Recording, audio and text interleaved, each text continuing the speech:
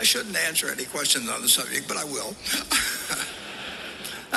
You know, there's all kinds of people watching this that are long Bitcoin, and there's nobody that's short, and nobody wants their windpipe stepped on. I don't blame them. I don't like people who step on my windpipe.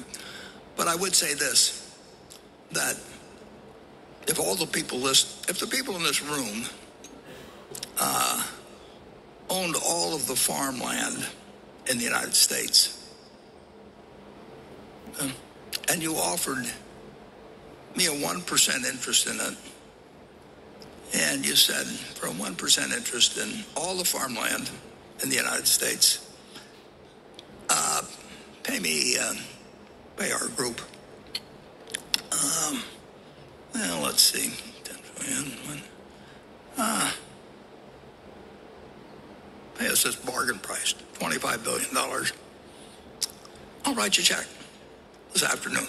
$25 billion. Now I own 1% of the farmland. If you tell me you own 1% of the apartment houses in the United States, and you offer me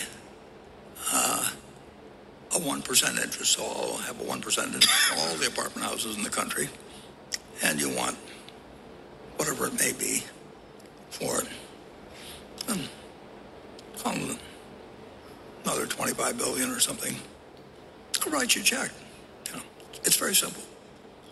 Now, if you told me you owned all of the Bitcoin in the world and you offered it to me for $25, I wouldn't take it, because what would I do with it?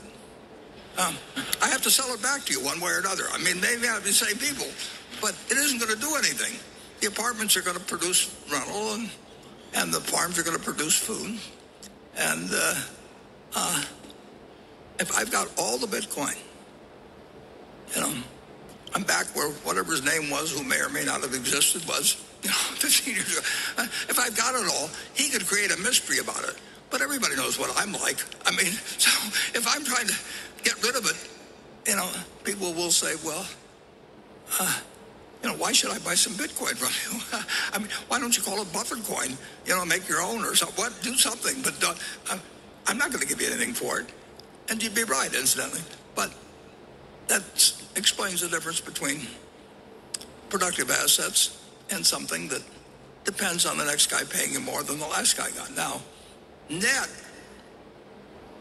if you look at it, a lot of commissions have been paid, and there's all kinds of frictional costs that are very real that somebody has paid to a bunch of people who facilitate this game.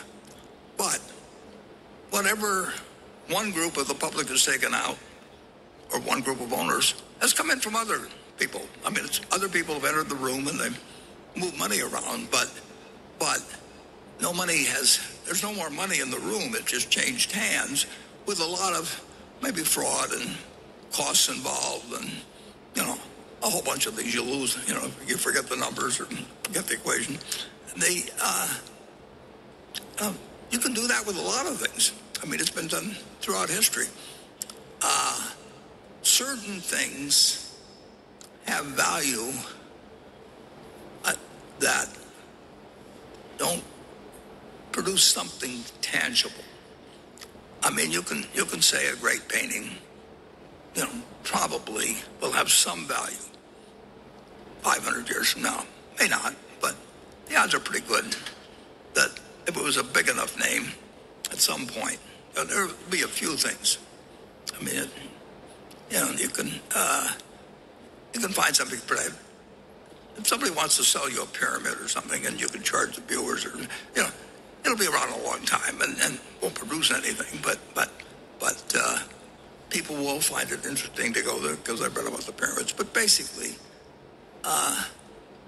assets, to have value, they have to deliver something to somebody, and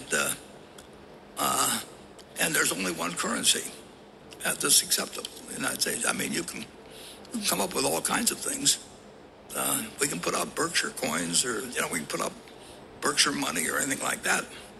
But we get in trouble, I guess, if we call it money. But in the end, this is money, and And there's no reason in the world why the United States government, whose currency people prefer, there's 2.3, just under 2.3 trillion just of these little pieces of paper floating around. Some places 7,000 for every man, woman, and child in the United States. And of course, most of them probably aren't in the United States. Who knows?